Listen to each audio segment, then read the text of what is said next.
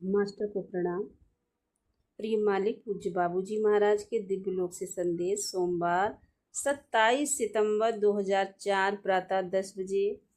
हृदय के मौन में आत्मा का रहस्य छिपा है। ये कोलाहल से दूर यहाँ छिपा रहता है और ऐसे विचारशील खोजकर्ताओं के समक्ष प्रकट होता है जो मनुष्यों के संसार के निरर्थक सुखों के परे जा चुके हैं।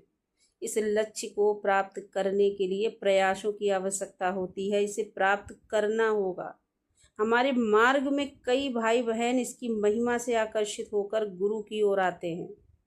उनका कार्य ही उन्हें गुरु के समीप जाने के लिए प्रेरित करता है।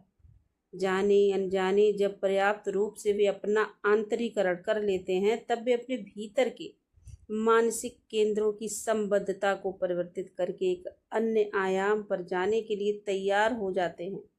वे बिना कुछ स्पष्ट तौर पर दिखाए अपना काम करते हुए प्रकट रूप से वैसे ही बने रहते हैं, लेकिन निरंतर अभ्यास के माध्यम से परिष्कृत होकर भीतर से वे ऐसे व्यक्ति बनते जाते हैं जैसा कि वे बनने की आकांक्षा रखते हैं।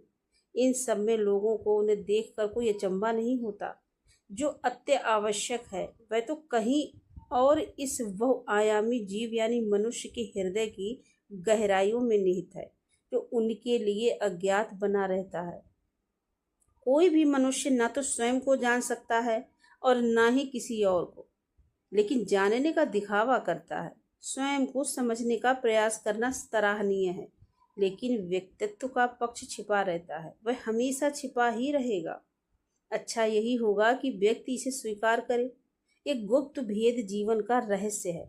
वह माया जिसमें यह संसार डूब चुका है।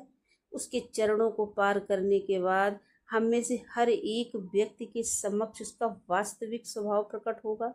ईश्वर करे कि हमारे भाई बहन उत्साह और दृढ़ विश्वास के साथ अभ्यास करें। ऐसा करके वे अपनी भलाई के लिए कार्य कर रहे हैं।